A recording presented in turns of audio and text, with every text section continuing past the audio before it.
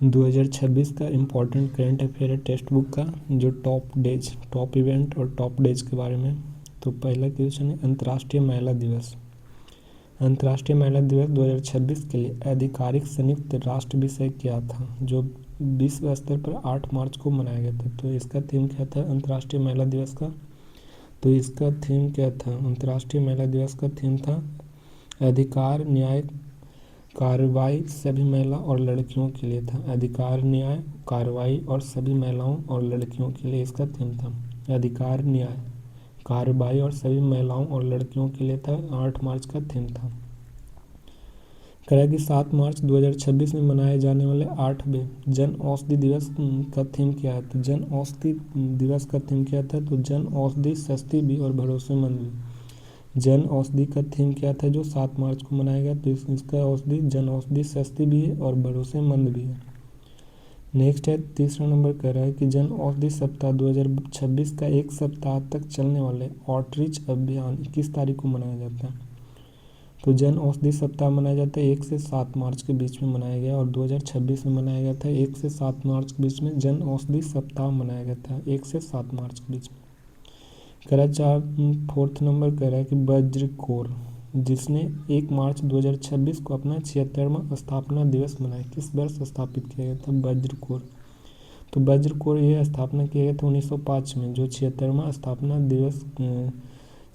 स्थापना दिवस मनाया गया वज्र कोर का, जो इस्टेब्लिशमेंट किया गया था 1950 में किया गया था, 1950 में किया गया था वज्र कोर।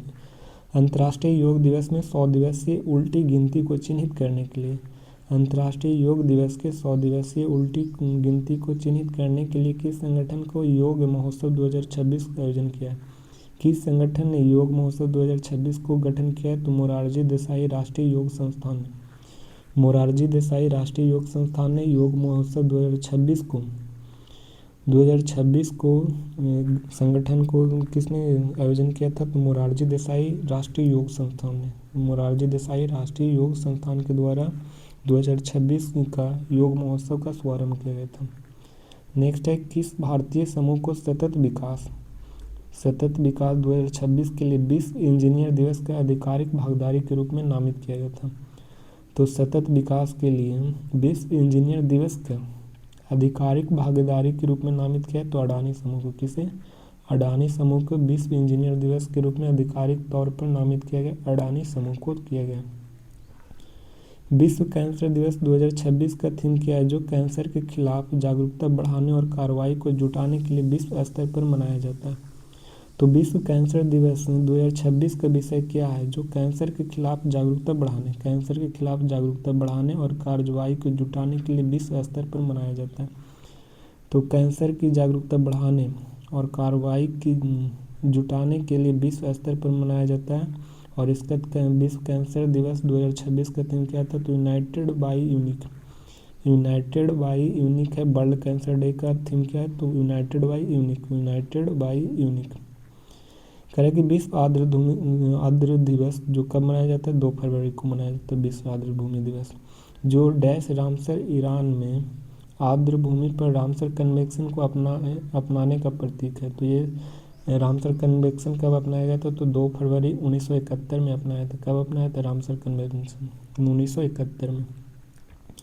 नेक्स्ट करें कि भारत में राष्ट्रीय महिला दिवस जो 13 फरवरी को किस ऐतिहासिक व्यक्ति की जयंती के उपलक्ष्य में मनाया जाता है? तो 13 फरवरी को जन्म हुआ था किनका? सरोजिनी नायडू को। उनके दिवस पर राष्ट्रीय महिला दिवस मनाया जाता है, और इनका जन्म हुआ था 13 फरवरी 1879 को। सरोजिनी नायडू का जन्म 13 फरवरी 1879 में कहाँ हुआ था? तो ये इनका जन्म हुआ था 13 फरवरी 1879 को जन्म हुआ था सरोजिनी नायडू का। और नेक्स्ट कह विज्ञान में महिलाओं और लड़कियों को अंतर्राष्ट्रीय दिवस 2026 के निम्नलिखित कथनों पर विचार करना। तो कथनों पर विचार करो। कथन फर्स्ट करें कि विज्ञान में महिलाओं और लड़कियों का अंतर्राष्ट्रीय दिवस 11 फरवरी को मनाया जाता है। तो विज्ञान में महिलाओं और लड़कियों के लिए अंतर्राष्ट्रीय दिवस कब मनाया जाता है? तो 11 फरवरी को मनाया जाता है। 11 फरवरी को विज्ञान में महिलाओं और लड़कियों के अंतर्राष्ट्रीय दिवस मनाया जाता है 11 फरवरी को। कथन 2 करें कि 2026 के लिए विषय AI सामाजिक विज्ञान और STIM और वित्त का तालमेल महिलाओं और लड़कियों के लिए समावेशी भविष्य का निर्माण करता है। AI सामाजिक विज्ञान और STIM और वित्त का तालमेल महिलाओं और लड़कियों के समावेशी भविष्य का निर्माण करता है। तो एक और दोनों कथन क्या हो जाएंगे, सही हो जाएंगे। 11 फरवरी को विज्ञान में महिलाओं और लड़कियों के लिए अंतर्राष्ट्रीय दिवस मनाया जाता है, 11 फरवरी को। और नेक्स्ट है वर्ष 2026 आतंकवाद के अनुकूलन हिंसक उग्रवाद रोकथाम के लिए इसका डैश अंतर्राष्ट्रीय दिवस का प्रतीक है। तो 2026 का आतंकवाद के अनुकूलन हिंसक उग्रवाद रोकथाम के लिए चौथा अंतर्राष्ट्रीय दिवस प्रतीक है। कितना नंबर का है, तो जो आतंकवाद के रोकथाम के लिए हिंसक उग्रवाद रोकथाम के लिए ये चौथा अंतर्राष्ट्रीय दिवस प्रतीक मनाया गया था 2026 में। 12 फरवरी 2026 को चौथा अंतर्राष्ट्रीय दिवस मनाया गया था। आतंकवाद के अनुकूलन हिंसक उग्रवाद के रोकथाम के लिए मनाया गया था, ये चौथा नंबर का था। विश्व सामाजिक न्याय दिवस 2026 का विषय क्या था, तो सामाजिक विकास करना और सामाजिक न्याय के लिए नवीनीकृत प्रतिबद्धता के तौर पर आगे बढ़ना। सामाजिक विकास करना, सामाजिक न्याय के लिए नवीनीकृत प्रतिबद्धता की ओर आगे बढ़ना विश्व सामाजिक न्याय दिवस 2026 का थीम है। ये 20 फरवरी को मनाया जाता है विश्व सामाजिक दिवस। कह रहा है कि 2026 में भारत के 77वें गणतंत्र दिवस परेड का विषय क्या है, तो वंदे मातरम के 150 वर्ष। 77वें गणतंत्र दिवस का परेड थीम क्या था 2026 का, 2026 का 77वें गणतंत्र परेड का थीम था वंदे मातरम का 150 वर्ष। वंदे मातरम का 150 वर्ष था 2026 के 77वें गणतंत्र दिवस का थीम था वंदे मातरम का 150 वर्ष। गणतंत्र दिवस परेड 2026 के लिए मुख्य अतिथि के रूप में किसे आमंत्रित किए थे, तो एंटोनियो कोस्टा और उर्सुला वॉन डेर लेयन थे। एंटोनियो कोस्टा कौन थे, तो ये थे यूरोपीय आयोग के अध्यक्ष थे उर्सुला वॉन डेर, और यूरोपीय परिषद के अध्यक्ष थे एंटोनियो कोस्टा। यूरोपीय परिषद के अध्यक्ष एंटोनियो कोस्टा थे और यूरोपीय आयोग के अध्यक्ष थे उर्सुला वॉन डेर लेयन थे। ये दोनों 2026 में 26 जनवरी को अतिथि के रूप में एंटोनियो कोस्टा और उर्सुला वॉन डेर लेयन दोनों आए थे। 26 जनवरी 2026 में चेन्नई में आयोजित 9वें सिद्ध दिवस, जो चेन्नई में आयोजित किया गया है 9वें क्रम का सिद्ध दिवस का समारोह थीम क्या था, तो वैश्विक स्वास्थ्य के लिए सिद्ध किया गया था। वैश्विक स्वास्थ्य के लिए सिद्ध 9वें सिद्ध दिवस का थीम क्या है, तो वैश्विक स्वास्थ्य के लिए सिद्ध 9वें सिद्ध दिवस का थीम क्या है, तो वैश्विक स्वास्थ्य के लिए क्या है, सिद्ध। मणिपुर, मेघालय और त्रिपुरा स्थापना दिवस के संबंध में सही कथन को पहचान करना। तो मणिपुर, मेघालय, त्रिपुरा ने उत्तर पूर्वी क्षेत्र अधिनियम 1971 के तहत 21 जनवरी 1972 को पूर्ण राज्य का दर्जा प्राप्त हुआ। तो मणिपुर, मेघालय, त्रिपुरा MMT, और इसका अधिनियम 1971 के तहत 21 जनवरी 1972 में इसका पूर्ण राज्य का दर्जा मिला था मणिपुर, मेघालय, त्रिपुरा के 21 जनवरी 1972 में। और सेकेंड करें कि मणिपुर और त्रिपुरा राज्य बनाने से पहले केंद्र शासित प्रदेश थे, जबकि मेघालय को भारतीय संविधान के 6ठी अनुसूची के तहत असम के भीतर स्वायत्त का दर्जा प्राप्त था। तो ये भी सही है, मणिपुर और त्रिपुरा राज्य बनाने से पहले केंद्र शासित प्रदेश थे, और जबकि मेघालय को भारतीय संविधान के 6ठी मेघालय कहाँ था, तो असम के भीतर एक स्वायत्त दर्जा दिया गया था। और मेघालय राज्य का दर्जा प्राप्त करने के लिए 1949 से 1972 तक एक केंद्र शासित प्रदेश था। तो ये केंद्र शासित प्रदेश मेघालय का भी बना ही था, ये असम के में था मिला हुआ। तो इसका एक और दो सही हो जाएगा। पराक्रम दिवस 23 जनवरी को नेताजी सुभाष चंद्र बोस की जयंती के उपलक्ष्य में मनाया जाता है। 2026 में पराक्रम दिवस की जयंती कितनी थी, तो 129वां क्रम का पराक्रम दिवस मनाया गया था। 129वां क्रम का 2026 में पराक्रम दिवस मनाया गया था, 129वां क्रम का। एक कितना नंबर, 129 नंबर का। भारत के लोकपाल जो 16 जनवरी 2016 को अपना स्थापना दिवस मनाया, और भारत के लोकपाल के संबंध में निम्नलिखित कथनों पर गलत कथन को चुनना। तो लोकपाल की स्थापना लोकपाल और लोकायुक्त अधिनियम 2013 के 16 जनवरी 2014 को लागू होने के बाद हुई थी। अधिनियम था लोकपाल या लोकायुक्त अधिनियम 2013। लोकपाल और लोकायुक्त अधिनियम 2013 में आया था और स्थापना किया गया था 16 जनवरी 2014 को। तो ये सही है। लोकपाल के 1 अध्यक्ष और 8 सदस्य होते हैं, ये भी सही है। लोकपाल के कितना 1 अध्यक्ष होगा और 8 सदस्य होगा, जिनमें 4 न्यायिक होगा और 4 क्या हुए गैर न्यायिक सदस्य होते हैं। 4 न्यायिक सदस्य होते हैं लोकपाल में और 4 गैर न्यायिक सदस्य होते हैं। लोकपाल के पास प्रधानमंत्री, केंद्रीय मंत्री, संसद सदस्यों के खिलाफ भ्रष्टाचार के आरोपों की जांच करने का अधिकार होता है। प्रधानमंत्री हो गया, केंद्रीय मंत्री हो गया, संसद के सदस्यों के खिलाफ भ्रष्टाचार आरोपों की जांच करने का अधिकार किसका रहता है? तो लोकपाल का रहता है। तो ये भी सही हो गया। लोकपाल के सीधे तौर पर स्वतः संज्ञान लेकर आपराधिक मुकदमे चलाते हैं, डायरेक्ट थोड़े चलाएगा। डायरेक्ट सुप्रीम कोर्ट और हाई कोर्ट चलाएगा। तो 18 का डी रॉन्ग है। पृथ्वी आवर 2026 का विषय क्या है? जो मार्च 2026 वैश्विक आंदोलन की 20वीं वर्षगांठ है। पृथ्वी आवर 2026 का विषय क्या है?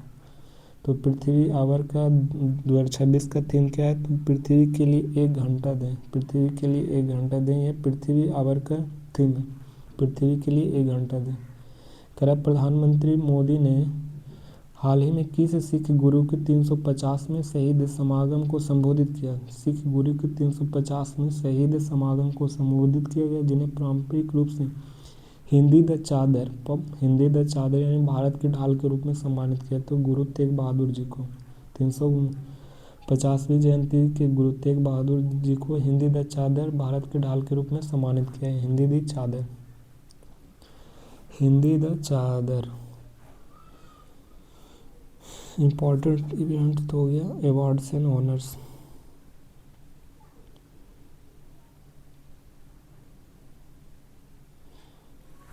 ट्वेंटी नंबर क्वेश्चन और है। कह रहा है कि राज्यसभा के पूर्व सदस्य और महाराष्ट्र के पूर्व राज्यपाल भगत सिंह केसरिया को पद्म विभूषण 2026 से सम्मानित किया। वह किस राज्य से थे? तो भगत सिंह केसरिया को पद्म भूषण दिया गया 2026 में। भगत सिंह कोश्यारी को, ये कौन से राज्य से संबंधित है? तो उत्तराखंड से संबंधित है। भगत सिंह कोश्यारी उत्तराखंड से। प्रतिष्ठित 2025 ज्ञानपीठ पुरस्कार से किसे सम्मानित किया गया है? यह सम्मान पाने वाले तीसरे तमिल लेखक बन गए। तो आर बैरामुथु था। 2025 में ज्ञानपीठ पुरस्कार से किसे सम्मानित किया गया? जो यह सम्मान पाने वाले तीसरे तमिल लेखक थे। 2025 में आर बैरामुथु को ज्ञानपीठ पुरस्कार मिला था। आर बैरामुथु को 2025 में ज्ञानपीठ से पुरस्कार से सम्मानित किए और तीसरे तमिल लेखक थे आर बैरामुथु। निम्नलिखित में से किस कर्मी को 2026 में कीर्ति चक्र से सम्मानित किया गया? तो कीर्ति चक्र 2026 से सम्मानित किया गया मेजर अर्शदीप सिंह को और ग्रुप कैप्टन प्रशांत बालकृष्ण नायर को और नायब सूबेदार डोलेश्वर सुब्बा को। तो अर्शदीप बालकृष्ण नायर और डोलेश्वर सुब्बा को, नायब डोलेश्वर सुब्बा, बालकृष्ण नायर और अर्शदीप सिंह को, अर्शदीप बालकृष्ण नायर और डोलेश्वर सुब्बा को 2026 का कीर्ति चक्र दिया गया था।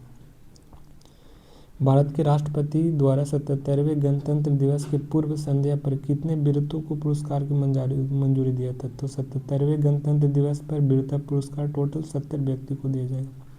टोटल 70 व्यक्ति को 26 जनवरी 2026 में घोषणा किया गया था। वीरता पुरस्कार की संख्या कितनी होगी? तो 70 व्यक्तियों को वीरता पुरस्कार से सम्मानित किया जाएगा। जल संसाधन प्रबंधन और शासन में उत्कृष्ट उपलब्धियों के लिए 2026 के लिए स्टॉकहोम जल पुरस्कार 2026 का स्टॉकहोम जल पुरस्कार प्रोफेसर काबे मदनी को दिया गया। 2026 का स्टॉकहोम जल पुरस्कार किसे दिया गया? तो प्रोफेसर काबे मदनी को दिया गया। काबे मदनी 2026 का स्टॉकहोम जल पुरस्कार काबे मदनी को दिया गया 2026 के लिए। बीसीसीआई नमन पुरस्कार 2026 में स्मृति मंधाना को निम्नलिखित में से किस उपाधि से सम्मानित किए गए? बीसीसीआई नमन पुरस्कार 2026 में स्मृति मंधाना को किस उपाधि दिया गया? तो सर्वश्रेष्ठ अंतर्राष्ट्रीय क्रिकेट महिला के रूप में दिया गया। सर्वश्रेष्ठ अंतर्राष्ट्रीय क्रिकेटर महिला के रूप में स्मृति मंधाना को बीसीसीआई नमन पुरस्कार में से सम्मानित किया गया। स्मृति मंधाना को सर्वश्रेष्ठ अंतर्राष्ट्रीय क्रिकेटर महिला। नेक्स्ट है वर्ष 2025 में प्रतिष्ठित Kalinga institute of social sciences Kalinga institute of social sciences के मानवतावादी पुरस्कार से किसे सम्मानित किया गया? तो 2025 का मानवतावादी पुरस्कार किसे? तो नीता अंबानी को दिया गया। नीता अंबानी को मानवतावादी पुरस्कार 2025 में दिया गया था।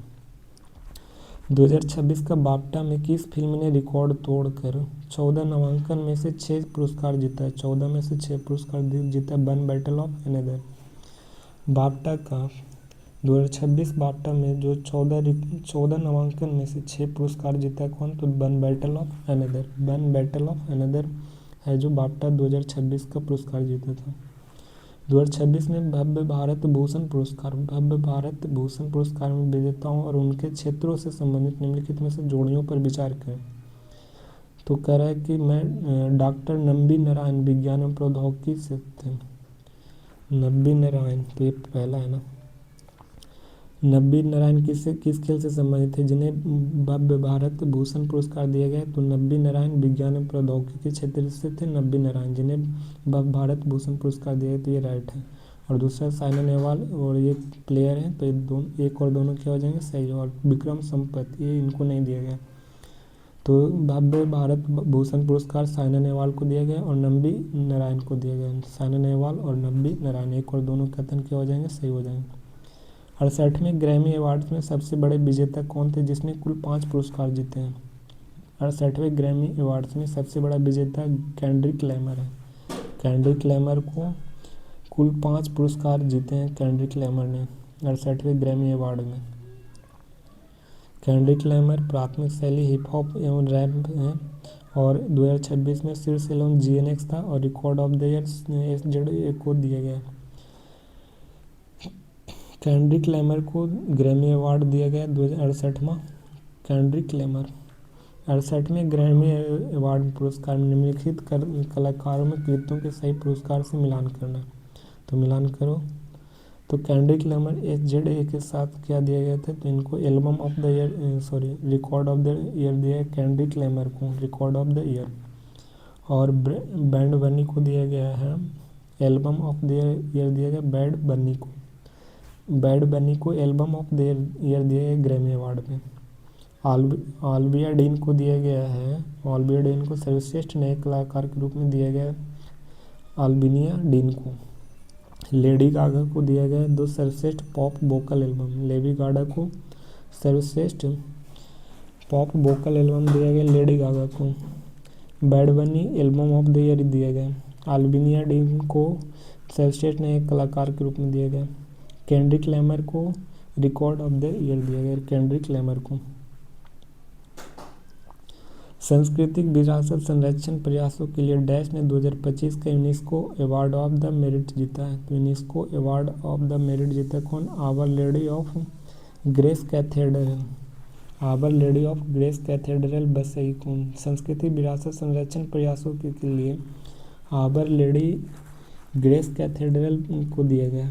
सांस्कृतिक विरासत संरक्षण प्रयासों के लिए 2025 का यूनेस्को अवार्ड ऑफ मेरिट जीता कौन? तो यूनेस्को अवार्ड ऑफ मेरिट जीता है Our Lady of Grace Cathedral. Our Lady of Grace Cathedral जीता है ये बसई में।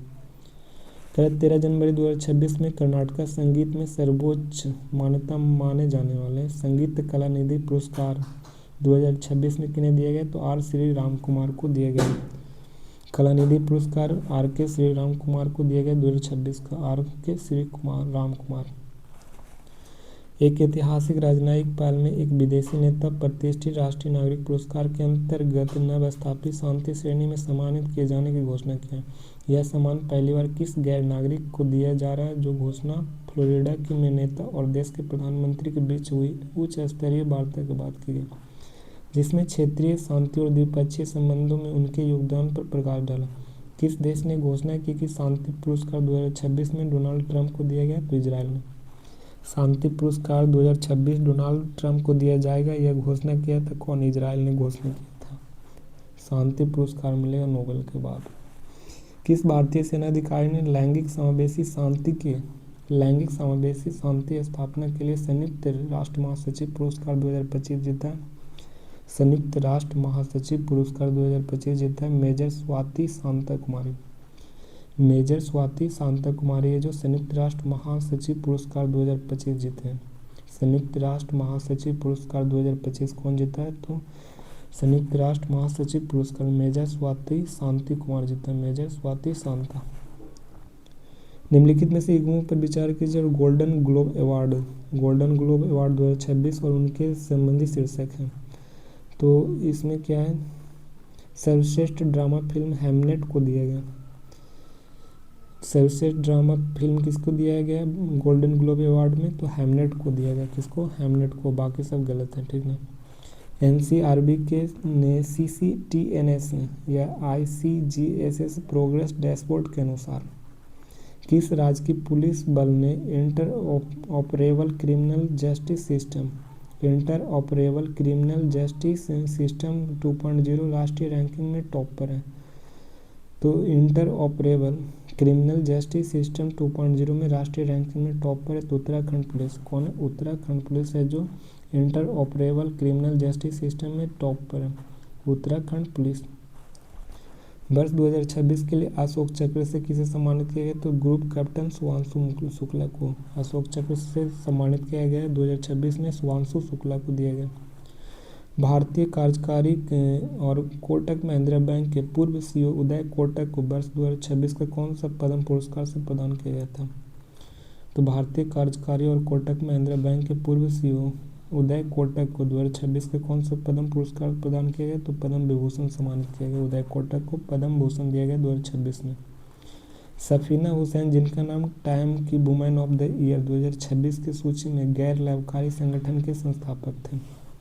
तो टाइम की वुमेन ऑफ द ईयर 2026 किसे दिया गया? तो एजुकेट गर्ल्स को दिया गया।